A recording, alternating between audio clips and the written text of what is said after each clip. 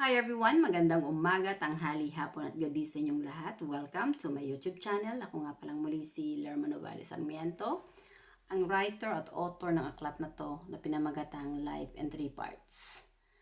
Ang layunin at misyon ng aklat na to ay para magbahagi ng ebanghelyo sa buong mundo para ipakilala na ang Espiritu Santo lang ang nag-iisang amang espiritual at Holy Father na siyang dapat nating sambahin, ibigin, purihin at paglingkuran dahil bawat katawan nating mga tao ay templo ng Espiritu Santo. At sinabi ni Kristo, honor God with your body. Honestly, ang presensya ng Espiritu ng Panginoon ay hindi nananahan sa mga establishmento, kundi mismong sa ating katawan. Ang katawan na walang Espiritu ay patay. Kaya sinabi ni Kristo, honor God with your body. Dahil ang Espiritu ng Espiritu Santo ang nananahan sa ating katawan na siyang nagbibigay ng buhay sa ating katawan at kaluluwa. Kaya tayo nabubuhay at umiiral dito sa mundo. Maging ang katawan ni Kristo ay templo rin ng Espiritu Santo. At ang mga aral at salita ni Kristo ay nagmula sa Espiritu Santo na nananahan sa kanyang katawan.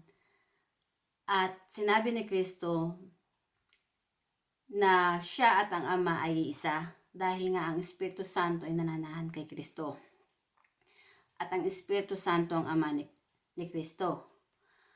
Maraming mga tao ang hindi nakakaunawa na hindi si Kristo ang unang winalangya ng mga pari nung ipinako si Kristo sa krus, kundi mismo ang Espiritu Santo dahil yung katawan ni Kristo ay templo ng Espiritu Santo. Yun yung sinira at winasak ng mga bulaang propeta at ng mga tao na naging kaisa ng mga pari na nagpapako at nagpapatay kay Kristo. Honestly, maraming tao ang sarado ang utak na hindi nila kinikilala ang Espiritu Santo ang kanilang Diyos. Dito sa mundo may dalawang klase ng Espiritu na naglalaban. Ang Espiritu ng Espiritu Santo at ang Espiritu ng demonyong si Satanas. Si Satanas ay ang sinungaling na nagmamataas at nagmamayabang sa banal na Espiritu. Na gusto niya na siya yung kilalanin na Diyos. Pero si Satanas, hindi siya ang may hawak ng buhay natin, kundi ang banal na Espiritu. Pero si Satanas, may puso siya ng demonyo at kaya niyang patayin yung katawan ng tao at kaluluwa ng tao gawa ng kasalanan para maging kaisa niya. Dahil ang layunin ni Satanas ay lapastanganin ng Espiritu Santo ng mga tao para maging kaisa niya at siya ang gawing Diyos ng mga tao na kumakalaban sa Espiritu Santo. Sinabi ni Kristo na mag-ingat sa mga bulaang propeta sapagkat marami nga ang gagamit ng kanyang pangalan ngunit ang puso nila ay sa halimaw. At makikilala mo sila base sa kanilang mga gawa. Sa araw na to ang topic ko ay Diyos ng mga dilawan, walang common sense. Una sa lahat, gusto kong ibahagi sa inyong katotohanan na ang pangalan ng ating bansa, ang orihinal na pangalan ay Maharlika at hindi Pilipinas. Ang ating bansa ay sinakop ng mga bulaang propeta ng Romano Katoliko. Dahil ang nagdala ng reliyong Romano Katoliko sa atin ay si Ferdinand Magellan, isang utusan ng hari ng Espanya. Dahil kay Ferdinand Magellan, ang ating bansa ay sinakop ng mga Espanyol at ng mga bulaang propeta. Kaya ang kalaya at kapayapaan sa ating bansa ay sinikil ng mga demonyong to, ng mga bulaang propeta na siyang nagnakaw ng lupa sa ating bansa. At binura nila ang pangalang Maharlika at pinalitan nila ng Pilipinas na sinunod sa pangalan ng Judas na hari ng Espanya na si Philip II, kaya naging Pilipinas ang pangalan ng ating bansa. Then, pagkatapos tayong sakupin ng mga Espanyol, dahil pinagbenta tayo ng mga Espanyol dahil sinakop din ng Amerika ang ating bansa, ng mga Amerikano, ang ating bansa ay sinakop ng mga bulaang propeta ng Romano Katoliko at ng mga Amerikano. Pero itong mga dilawan, sa halip na mas pumanik sila sa mga kalahi natin dahil yung mga Roman Catholic leaders at mga Amerikano, ang mga kampo ng kadiliman na nanakop sa ating bansa, itong mga dilawan talagang walang utak at walang common sense. Doon pa sila pumapanig sa mga taong silang mga magnanakaw at diktador na silang nanakop sa ating bansa. Itong mga dilawan, totoo yung sinabi ni Tatay Digong na ang Diyos ng mga pare ay stupid at walang common sense dahil hindi naman ang banal na spirito ang sinasamba ng mga pare. Dahil hindi naman nila tinanggap mismo kay Kristo ang banal na spirito na ang Espiritu Santo ang ama ni Kristo. Dahil kung tinanggap ng mga Romano Katoliko na ang ama ni Kristo ay ang banal na spirito, hihikayatin ng mga pare na ang mga tao ay magrepent at magbalik loob sa Espiritu Santo. Hindi nila hihikayatin ng mga tao na magkumpisal sa kanila. Hindi nila dapat hikayatin ng mga tao na magdasal ng rosaryo. Hindi nila dapat iiduluhin si Maria na ina ng Diyos dahil kalapastanganan yun sa Espiritu Santo. Ang katuruan dyan sa Romano Katoliko ay nagbula sa kultura ng Espanyol, ng lahi ng Espanyol. At kung babasahin mo ang mga aral ni Kristo, ikukumpara mo sa doktrina ng Romano Katoliko, malaki ang pagkakaiba. Si Kristo walang itinuro na Holy Catholic Church. Kung babasahin mo ang Bible, wala kang makikitang nakasulat dyan na Holy Catholic Church. Walang sinabi si Kristo na si Maria ay ina ng Diyos. Si Kristo walang sinabi na magrosaryo kayo. Sumamba sa rebulto, santo-santuhan at Diyos-Diyosan.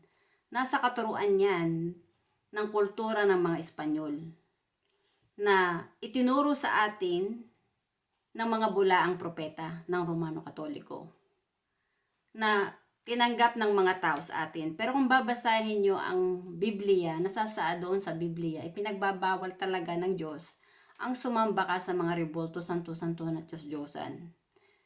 Dahil hindi yun ikinalulugod ng banal na spirito, ng Espiritu Santo na nasa ating katawan. Dahil ang Espiritu Santo mismo ang nagbibigay ng buhay sa atin.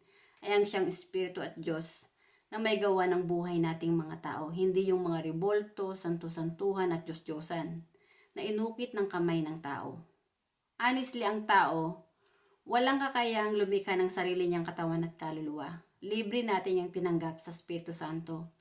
Templo ng Espiritu Santo ang katawan ng bawat tao. Ipinahayag yan ni Kristo dahil yung katawan ni Kristo ay templo rin ng Espiritu Santo na siyang winasak at ipinapako sa krus ng mga pare na silang mga antikristo at kampo ng kadiliman dahil hindi nila matanggap ang katotohanan na si Kristo ay anak ng Diyos. Maraming mga tao ang tumatawag sa Diyos pero hindi nila kinikilala ang banal na spirito na nasa katawan ni Kristo na siya ring nag-iisang espiritu na nasa katawan nila, ang totoong amang espiritual ng kanilang kaluluwa. Bagkus itong mga tao na to, iniidolo nila ang Papa ng Romano Katoliko na siyang kanilang Holy Father. Itong Papa ng Romano Katoliko ay tao din lang na katulad natin, na pinahiram din lang ng buhay ng Espiritu Santo. Ang may hawak din ng buhay ng Papa ng Romano Katoliko, maging ng mga pare, ay ang Espiritu Santo na siyang Diyos na may gawa ng buhay natin. Dahil bawat katawan ng tao ay templo ng Espiritu Santo.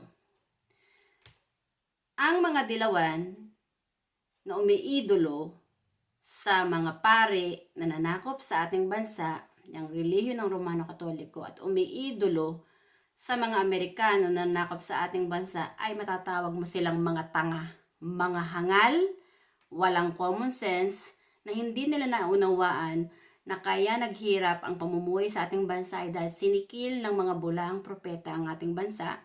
Sinakop nila. So sinikil nila yung kalaya at kapayapaan sa ating bansa, maging ng mga Amerikano. Pero itong mga dilawan, iniidolo pa yung mga tao, yung mga bulaang propeta na nanlilang sa ating mga ninuno na nanakop sa ating bansa. At iniidolo pa rin nila ang mga Amerikano na sila ring nanakop sa ating bansa. Ganyan katanga ang mga dilawan. Sa halip na ipaglaban nila ang kalaya at kapayapaan sa ating bansa,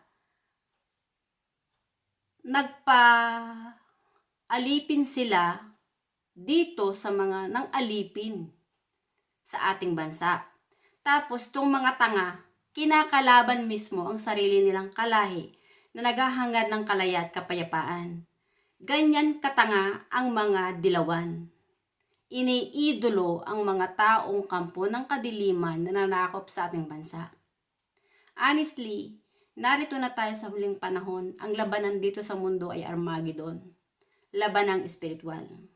Sinabi nga ni Kristo, hindi lahat ng tumatawag sa Diyos ay maliligtas. Walang katotohanan. Kung hindi ka magiging kaisa ni Kristo na servant ng Holy Spirit, na ipinakikilala mo ng Espiritu Santo ang totoong Diyos Ama ni Kristo na nag-isang Espiritu na may gawa ng buhay ng buong sangkatauhan, hindi ka magiging kaisa ni Kristo na maging servant ng Holy Spirit. Dahil hindi mo naman talaga kilala kung sino ang totoong Diyos na may gawa ng buhay mo. Oo, tatawag ka sa Diyos, pero hindi mo kilala kung sinong Diyos ang tinatawag mo.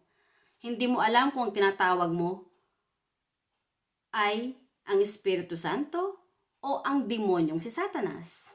Kapag hindi mo kilala kung sino ang totoong amang espiritual ng iyong kaluluwa, double-minded ka. Hindi puro ang pananampalataya mo. Wala kang pananampalataya sa banal na espiritu. Dahil mas pakikinggan mo yung mga bula, ang propeta, na itinataas nila ang kanilang sarili na iduluhin silang tawaging Father dito sa mundo. Pero nasasad sa banal na kasulatan, sa Matthew chapter 23 verse 9, do not call a man here on earth Father, for there is only one Father and He is in heaven.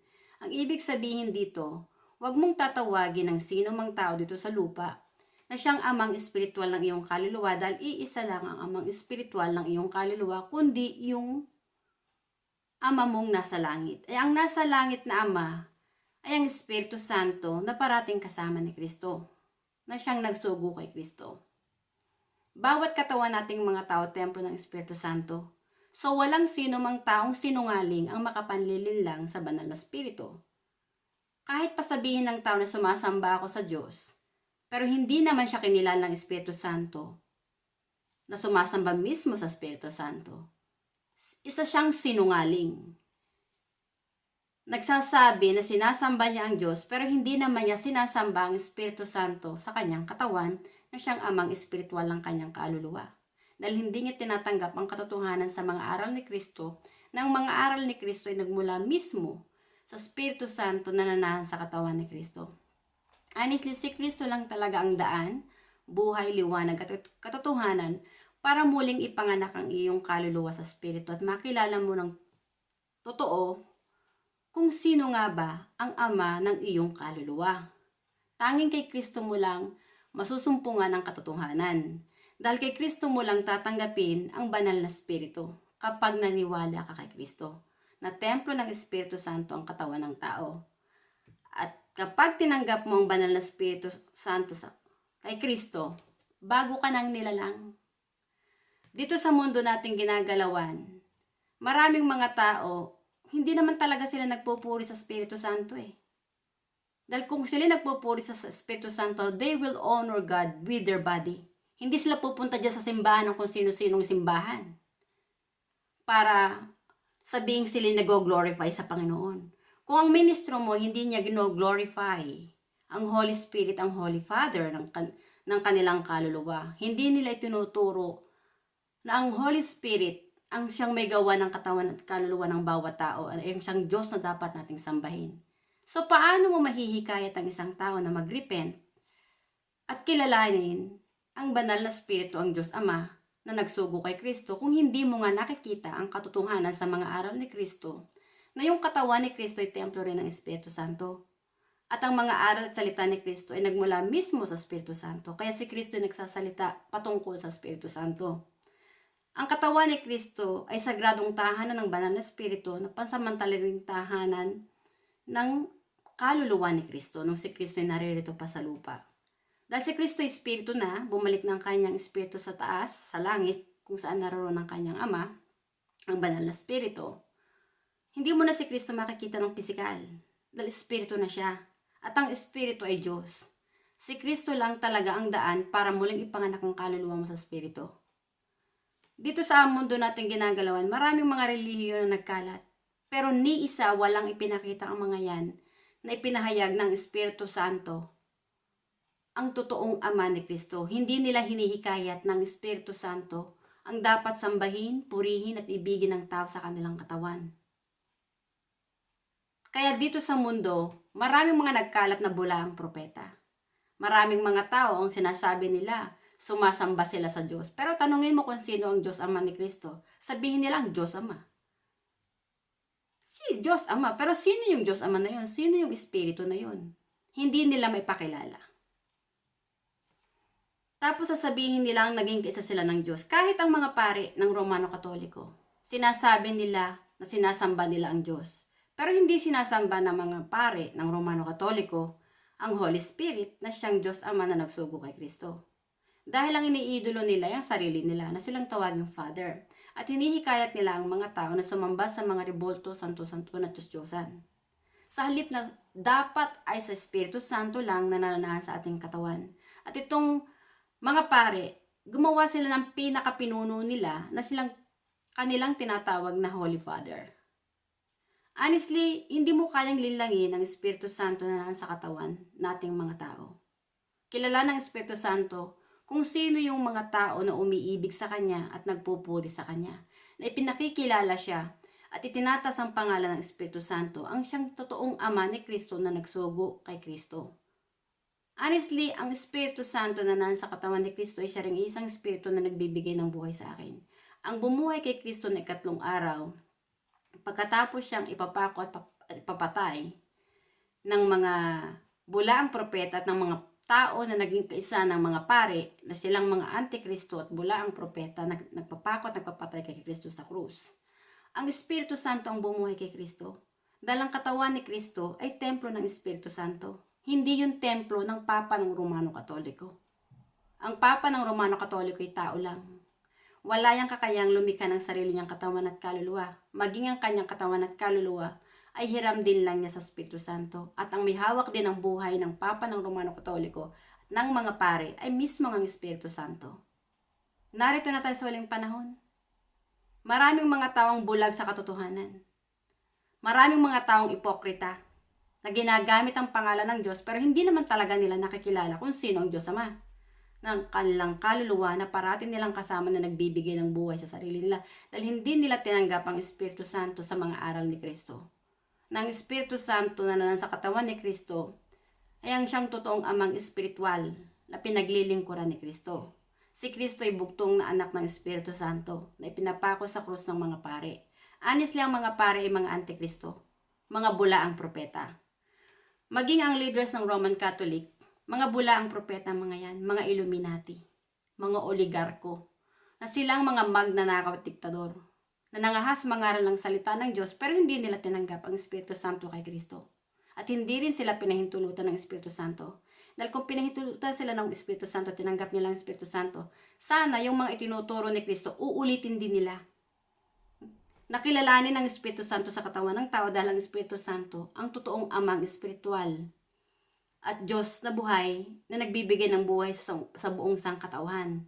Dapat ipinakikilala nila ang Espiritu Santo. Hindi nila iniidolo yung Papa sa Roma na kanilang Holy Father. Honestly, narito na tayo sa huling panahon. Dito sa mundo natin ginagalawan, pare-parehas lang tayong pinahiram ng buhay ng Espiritu Santo. At kilala ng Espiritu Santo kung sinong totoong naging faithful sa Kanya. At kung sino yung mga taong ipokrito at ipokrita na ginagamit ang pangalan ng Diyos pero hindi naman nila kilala kung sino ba talaga ang Diyos Ama na nagbibigay ng buhay sa sarili nila. Honestly, kung talagang naging kaisa ka ni Kristo, sasambahin mo yung Espiritu Santo na nasa katawan mo na siyang iyong amang espiritual. Hindi mo iiduluhin ang mga pare at ang kung sino mga punong ministro dito sa mundo na siyang amang espiritual lang yung kaluluwa. Dahil walang tao na nakapag-create ng sarili nga niyang katawan at kaluluwa. So bakit mo iiduluhin yung tao na tawagin mong Father na amang espiritual mo dito sa mundo kung hindi naman sila ang nagbigay ng buhay sa'yo?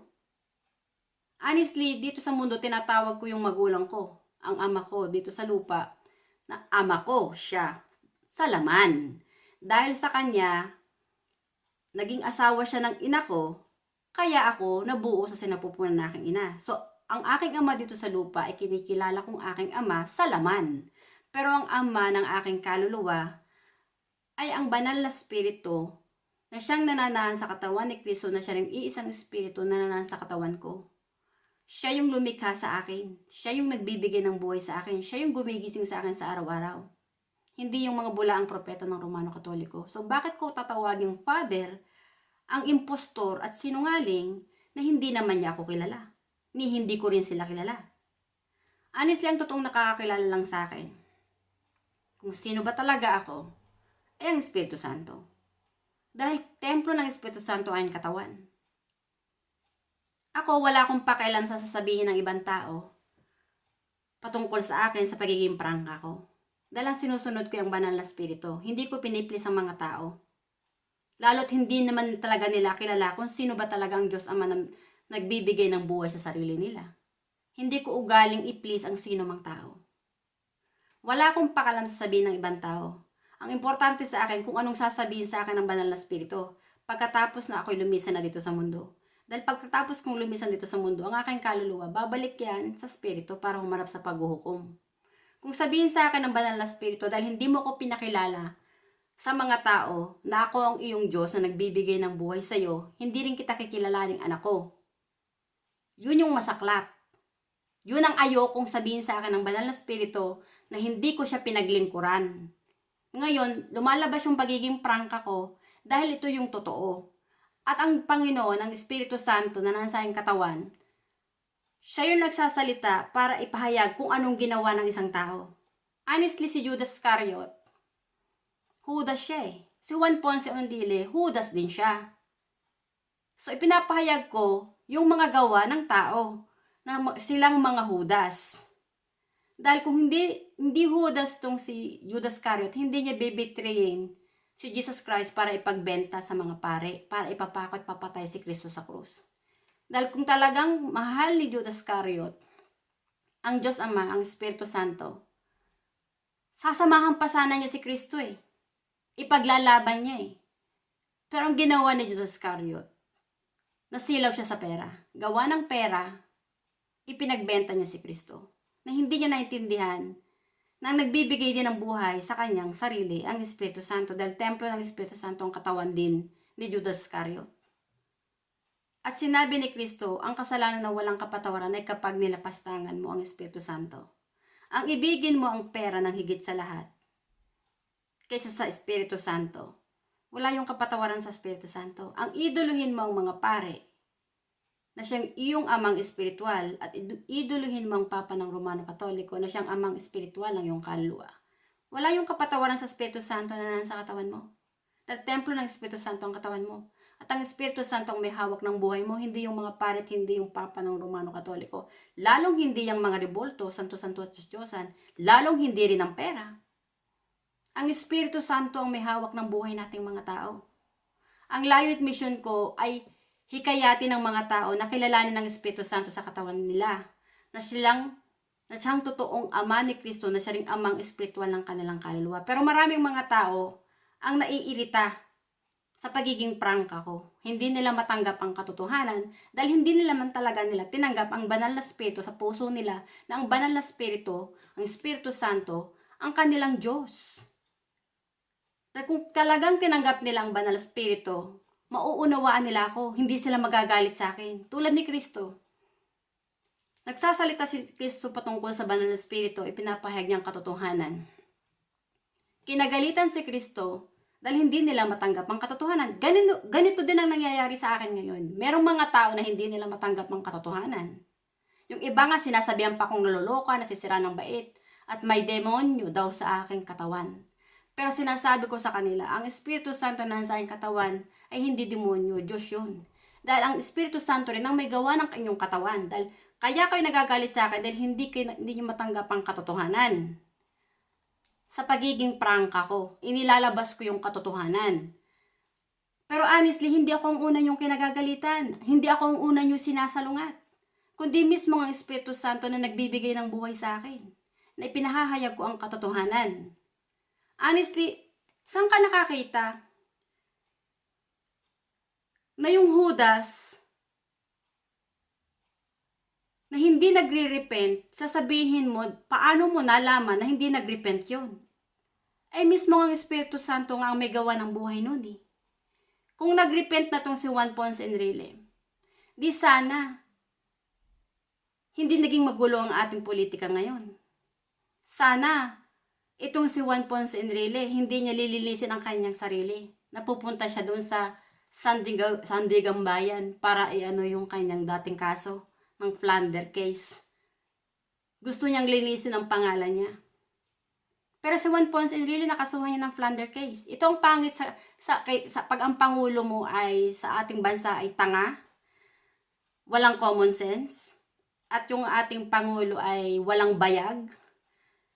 Hindi siya mamumuno na siya yung pinakapinuno. Magiging puppet lang siya ng advisor niya na kinuha niya. Si Juan Ponce Enrile, honestly, dilawan yan eh.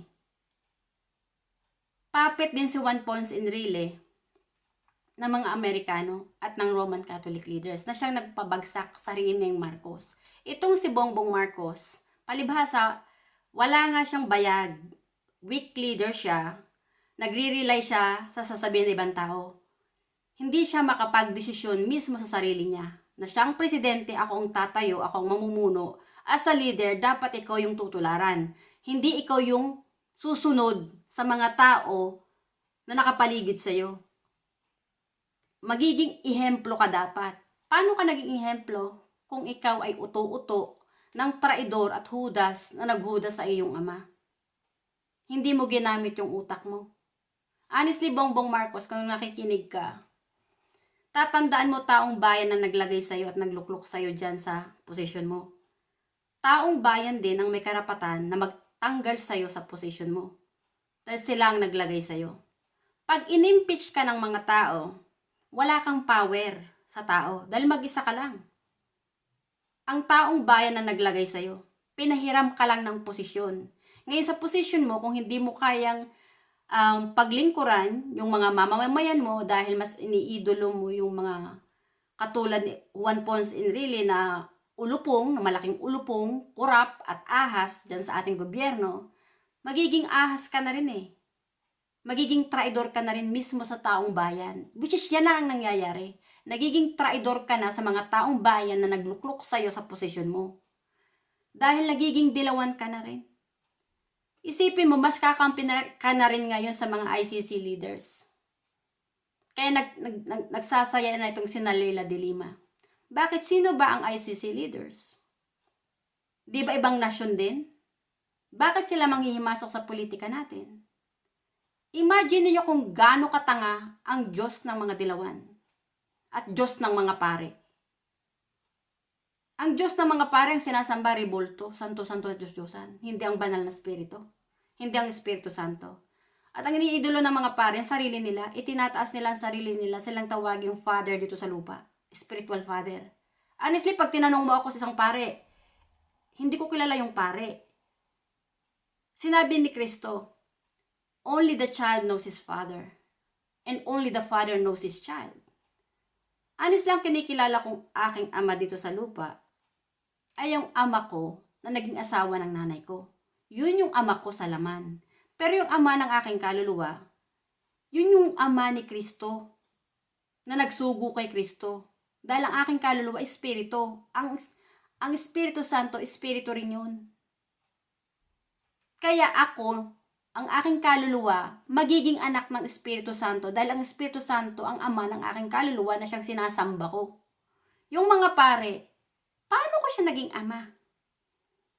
Hindi ko nga sila kilala. Mga ulupong sila. Tapos sasabihin mo sa pare, Father. Tatawagin mong Father ang pare. Paano naging related sa yung pare? Hindi mo siya naging ama sa laman. Hindi mo rin siya ama sa spirito. Dahil ang pare, walang kakayang lumikha ng sarili niyang katawan at kaluluwa. Tao din lang niyang katulad natin. Bakit niyo sila iiduluhin? Ang mga pare ang nagpapako at nagpapatay kay Kristo. Ang mga pare din ng Romano Katoliko ang nalinlang sa ating mga ninuno. Kaya yung ating bansa ay sinakop ng mga Espanyol. Dahil ang relihiyong Romano Katoliko, kultura yan ng mga Espanyol na dinala ng itong bulaang propeta na si Ferdinand Magellan. Si Ferdinand Magellan ang nagdala ng relihiyong Romano-Katoliko na may rebulto ng santo-santuhan. Kaya tayo sinakop ng mga Espanyol at binura yung totoong pangalan ng ating bansa na Maharlika.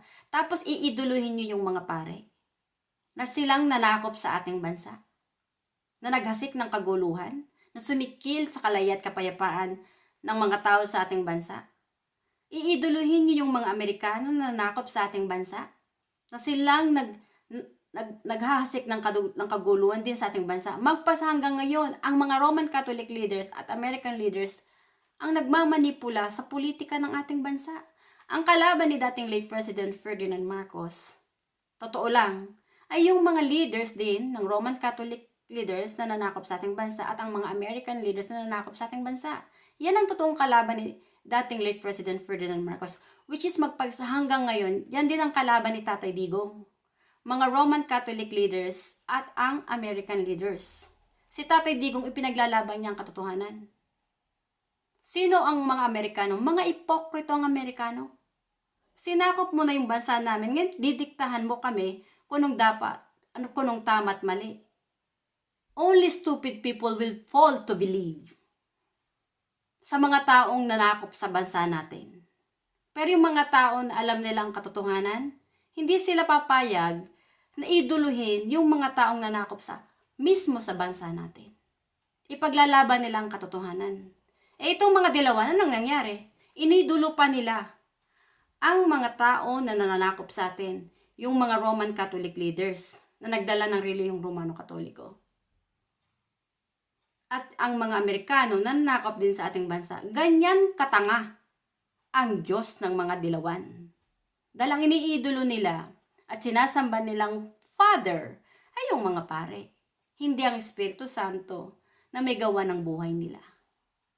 Honestly, ang mga pare ay mga bulaang propeta, mga antikristo sila, na lumalapastangan sa Espiritu Santo.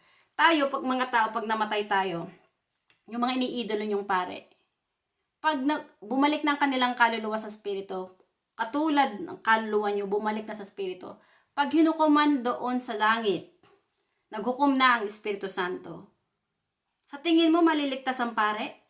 May liligtas ng pare ang kaluluwa mo kung hinila ng pare ang kaluluwa mo na sumamba sa mga rebulto, santo-santuhan at Diyos-Diyosan? Sa tingin mo, papatawarin ka ng banal na spirito? Na inidolo mo yung mga pare ang kilalanin mong amang espiritual ng kaluluwa mo? Honestly, hindi nyo kayang linlangin ang Espiritu Santo. Ang Espiritu Santo ang may gawa ng buhay natin. At sa mga taong naiirita sa akin, sorry kung kayo napipikon dahil nahihit ko yung pride ninyo. Hindi nyo matanggap ang katotohanan sa pagiging prangka at diretsa ng dila ko. Pero ang katotohanan ng Espiritu Santo lang ang nag-iisang Diyos na may gawa ng buhay natin. At itong aklat na to, hindi ko naman to magagawa ng sarili kong mag-isa eh. Ako, hindi ako nabubuhay sa aking sariling mag-isa. Ang nagbibigay ng buhay sa akin ng Espiritu Santo, siya yung tumawag sa akin para gawin ang aklat na to. Para magpahayag ng katotohanan. Pero maraming tao, hindi naman talaga nila sinasamba ang banal na spirito. Dahil hindi naman talaga nakikilala na ang Ama ni Kristo ay ang Espiritu Santo na nasa katawan ni Kristo ay siya ring Espiritu na nasa katawan nila. Dahil kung talagang tinanggap nila ang Diyos, Ama, nakilala nila si Kristo ay bugtong na anak ng Espiritu Santo, ang sasambahin nila ay ang Espiritu Santo. Hindi nila iiduluhin yung Papa ng Romano Katoliko. Hindi nila iiduluhin yung mga pare. Hindi nila iiduluhin kung sinong ministro dito sa mundo. Dahil ang Espiritu Santo nagbibigay ng buhay sa sarili nila. Hindi sila maliligtas kung sino-sinong ministrong nagkalat dito sa mundo. Kung hindi nila sinamba ang Espiritu Santo sa puso nila na siyang kanilang Diyos. Dahil sa araw ng paghuhukom, ang Espiritu Santo maghuhukom sa ating kaluluwa. Walang taong na makapanlilin lang sa Espiritu Santo. Narito na tayo sa huling panahon. Tanggapin niyo ang katotohanan sa mga aral ni Kristo. Templo ng Espiritu Santo ang katawan ng tao, at tayong mga tao hindi nabubuhay dahil sa tinapay lamang. Tanggapin niyo ang katotohanan sa mga aral ni Kristo ng katawan nating mga tao ay sagradong tahanan ng Espiritu Santo. At ang Espiritu Santo ang dapat nating ino-honor sa ating katawan na siyang ating amang espiritual. hindi yung Papa ng Romano Katoliko at lalong hindi ang mga pari na nagkalat dito sa mundo. Dahil mga pari nga nagpapakot, nagpapatay kay Kristo. Maging kay Dr. Jose Rizal, ang nagpapatay kay Dr. Jose Rizal, mga pari din.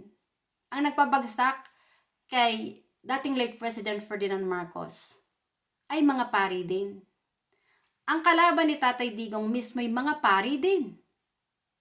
Pero maraming mga taong sarado ang utak, sarado ang puso. Hindi nila ito nakikita dahil nga wala silang common sense. Dahil ang kanilang utak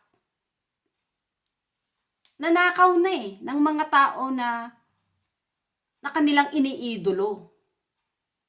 Hindi mismo sila nagsaliksik sa puso nila. Nabasahin mismo ang Biblia para makita nila ang katotohanan kung sino nga ba talaga ang Ama ni Kristo. Para yung kaluluwa nila mapalapit sa Ama ni Kristo. Honestly, templo ng Espiritu Santo ang katawan nating mga tao.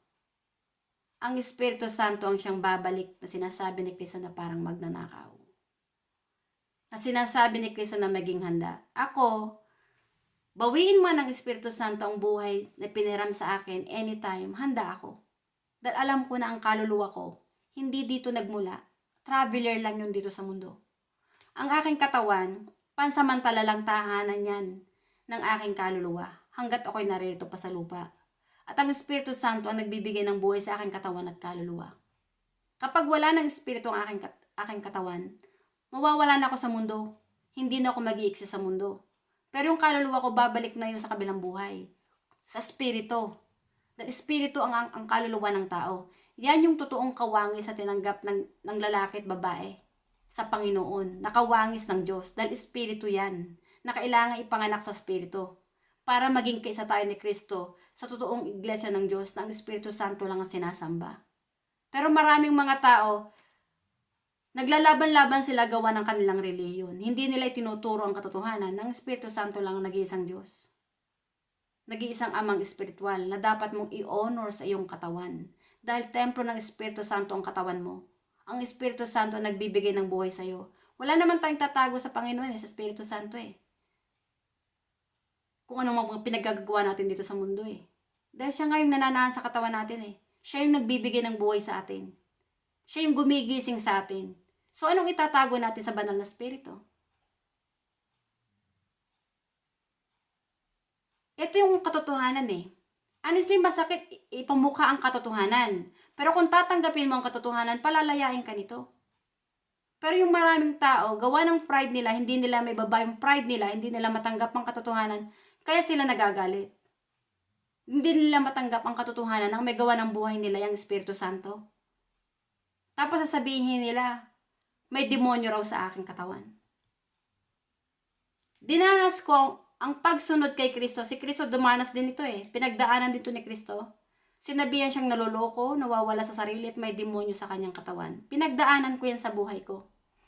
Dahil pinakikilala ko ang Espiritu Santo, ang Diyos Ama, na may gawa ng katawan at kaluluwa ko, pinakikilala ko na ang katawan ni Kristo ay sagradong tahanan ng Espiritu Santo at ang Espiritu Santo na nasa katawan ni Kristo, ang totoong Ama ni Kristo na nagsugo kay Kristo. Yung katawan ni Kristo ay sagradong tahanan ng banal na Espiritu na winasak ng mga antikristo, ng mga bulaang propeta, at ng mga taong naging kaisa ng mga bulaang propeta para patayin si Kristo sa krus. Hindi nila naunawaan na yung katawan ni Kristo ay templo rin ng Espiritu Santo na kanilang winasak sa krus. Honestly, hindi si Kristo ang una nilang kinagalitan, kundi ang Espiritu Santo. So, sa mga taong nasusura, naiirita, napipika sa akin, sa pagiging prangka ko, honestly, hindi ako ang una yung kinagagalitan. Hindi ako ang una yung sinabihan ng may demonyo sa aking katawan, kundi mismo ang Espiritu Santo. Hindi naman ako may gawa ng buhay ko Ang banal na Espiritu ang may gawa ng aking buhay. Ang Espiritu Santo. Ang Espiritu Santo ang pinakikilala kong Ama ni Kristo. Na siya naging pinakikilala kong Ama ng aking kaluluwa. Dahil ang aking katawan, ang may gawa ay ang Espiritu Santo. Hindi ang Papa ng Romano Katoliko, hindi ang mga pare. Kaya hindi ko iniidolo ang mga pare na amang espiritual ng kaluluwa ko dahil alam ko na ang katotohanan Kung saan ako nagmula. Alam ko na kaya ako sumulpot dito. Yung katawan ng magulang ko, templo rin ng Espiritu Santo. So pinag-isa ng Espiritu Santo ang aking ama't ina para mabuo ko sa napupunan ng aking ina. Kaya ako sumulpot sa mundo. Hindi ako sumulpot gawa ng mga pare. Gawa ng Papa ng Romano Katoliko. Hindi ako sumulpot sa paraan na ganyan. Hindi ko kilala ang mga pare. Kung sino yung pare na sasabing, Father, hindi ko kilala yun. Ang kilala ko lang na ama ay ang aking ama dito sa lupa na siyang asawa ng aking ina na nagbigay ng apelyido sa akin. At ang Espiritu Santo na nagsugo kay Kristo na may gawa rin ng katawan at kaluluwa ko. Yun lang ang kinikilala kong amang espiritual. Hinihikayat ko kayong mga tao na mag-repent. Kilalanin niyo ang Espiritu Santo sa katawan niyo na siyang inyong amang espiritual. Tumalikod kayo sa paggawa ng masama. Dahil kapag binaboy niyo ang sagradong tahanan ng Espiritu Santo sa pangangalo niya, pakikiapid, pagbebenta ng aliw, yung pumatol ka sa kapwa mo lalaki o pumatol ka sa kapwa mo babae, kalapastanganan niya sa banal na Espiritu Santo. Na babuyin mo yung sagradong tahanan ng Espiritu Santo dahil sa kalaswaan at kamunduhan. Wala yang kapatawaran. Honestly, sa mundo natin ngayon, nagkalat na yung mga bakla, pero iniidolo pa rin ng mga tao ang mga bakla. Na mas kinakampihan pa nila yung mali. Na yung bakla na yon, kinakalaban na nga ang banal na spirito, nag-i-enjoy pa sila. Na itong bakla na to, nagmamataas at nagmamayabang sa Espiritu Santo, pero hindi nila alam, ang may hawak ng buhay ng bakla na yon, yung banal na spirito rin. Sa oras na binawi ng Espiritu Santo yung kaluluwa doon sa katawan ng bakla o ng tomboy, mamamatay sila eh. Pag namatay sila, haharap sila sa banal na spirito. Hindi nila kayang itanggi sa banal na spirito kung anong ginawa nila sa katawan nila. Alam ng Espiritu Santo nung sila narito pa sa lupa na binaboy nila ang kanilang katawan sa kalaswan at kamunduhan. Ipinagbabawal yan sa banal na kasulatan. Na huwag kang papatol sa kapwa mo lalaki o kapwa mo babae. Dahil ang nilikha lang ng Diyos para makabuo ng pamilya ay lalaki at babae lang. Wala siyang nilikhang bakla o tomboy. Ang bakla at tomboy, kinakalaban nila ang banal na spirito. Mga antikristo sila na nagmamataas at nagmamayabang sa banal na spirito dahil hindi nila tinatanggap ang katotohanan. Mas pinili nilang mamuhay sa kasinungalingan at pagkukunwari. Pero hindi nila pag-aari ang kanilang katawan. Pag-aari yan ng banal na spirito. Hindi nyo pag-aari ang inyong katawan. Tayong mga tao, hindi natin pag-aari ang ating katawan. Templo yan ng Espiritu Santo. Lahat tayo mananagat sa banal na spirito kapag binaboy natin ang katawan natin. Pero ngayon, sinasabi ko yung katotohanan, alam ko maraming mga umiidolo sa mga bakla na nagagalit, lalo na kay Vice Ganda. Nagagalit, pero ang sinasabi ko totoo. Pero kahit magalit kayo sa akin, alam ko naman na hindi ako una yung kinagagalitan. Kundi ang Espiritu Santo na siyang Diyos na nagbigay ng buhay sa akin. Na siya ring may gawa ng katawan at kaluluwa nyo. Alam ng Espiritu Santo ng puso nyo wala sa Kanya. Dahil mismong yung nagsasabi ng katotohanan na huwag yung babuyin yung sagradong tahanan ng Espiritu Santo dahil templo ng Espiritu Santo ang katawan nyo, nagagalit pa kayo. Pero ito lang masasabi ko sa inyong lahat. Lahat tayong mga tao hiram lang ang buhay natin sa Espiritu Santo. At kung hindi mo kinilala ang Espiritu Santo ang iyong Diyos Ama na may gawa ng iyong buhay, sa araw ng paghuhukom, hindi ka rin kikilalanin ng Espiritu Santo na anak niya. At sa araw ng paghuhukom, yung pangalan mo, hindi iyan masasaad sa aklat ng buhay. Kung kinalaban mo at sinuway mo ang Espiritu Santo na nasa katawan mo. Dahil binaboy mo yung sagradong tahanan ng Diyos sa kalaswaan at kamunduhan. Kaya walang kapatawaran sa banal na Espiritu Santo yung mga kalaswaan at kamunduhan. Dahil nga winawasak ng tao ang sagradong tahanan ng Diyos. Maraming mga taong hindi makontento rin ngayon sa panahon natin. Maraming mga taong hindi makontento kung papaano sila nilikha ng Diyos. Niriritoke nila ang kanilang sarili, ang kanilang mukha. Hindi sila makontento kung paano nilikha sila ng Diyos. Yung katawan natin, hindi natin pag-aari yan. Pag-aari ng banal na espiritu. Ang ritukoyhin mo, yung sagradong tahanan ng Diyos, na pansamantalang tahanan ng kaluluwa mo, hindi yun ikinalulugod ng Espiritu Santo na nanahan sa katawan mo. Dahil siya yung may hawak ng buhay mo. Siya yung lumikha sa'yo. So, ibig mo sabihin, mas magaling ka pa sa Espiritu Santo. Na siyang iyong Diyos na lumikha sa'yo. So, ibig sabihin doon, sinasalungat mo. Honestly, yung sinasabi niyo na the evolutions of life ng humans nagmula sa unggoy, hindi nyo nakikita ang katotohanan sa mga aral ni Kristo na kaya tayo nag-i-exist dito sa mundo ay gawa ng Espiritu. Ang presensya ng Espiritu Santo ang nagbibigay ng buhay sa atin, kaya tayo nag-i-exist dito sa mundo. Yun ang hindi nakikita ng tao. Na siyang inilahad ko dito din sa aklat na to. The evolutions of life, of human's life, does not comes from the monkey. It comes from the Holy Spirit that is indwelling in our body. And the body without spirit is dead. Kaya sinabi ni Kristo, honor God with your body. Honestly, ang mga taong walang common sense ay hangal. Hindi nila nakikilala kung sino talagang lumikha sa kanila. Hindi nila nakikilala kung sino ang totoong ama ni Kristo. Kung sino ang totoong amang espiritual ng kanilang kaluluwa. Ang mga taong umiidolo sa mali na lumalapastangan sa Espiritu Santo ay hangal. Na hindi nila naintindihan sa bawat pag-idolo nila doon sa mga taong lumalapastangan sa Espiritu Santo, ang kanilang kaluluwa inilalayo din nila sa Espiritu Santo. Nagkakasala din sila sa Espiritu Santo. Ang sumamba ka sa mga rebolto, santo-santuhan at Diyos-Diyosan, iduluhin mo yung mga pare. Hindi rin ikinalulugod ng banal na Espiritu na nasa katawan nating mga tao. Nilalapastangan mo rin ang Espiritu Santo na nasa katawan mo. Dahil mas naniwala ka sa mga bulaang propeta kaysa mga aral ni Kristo. Hindi mo tinanggap ang banal na Espiritu kay Kristo dahil hindi ka naniniwala kay Kristo na templo ng Espiritu Santo ang katawan mo.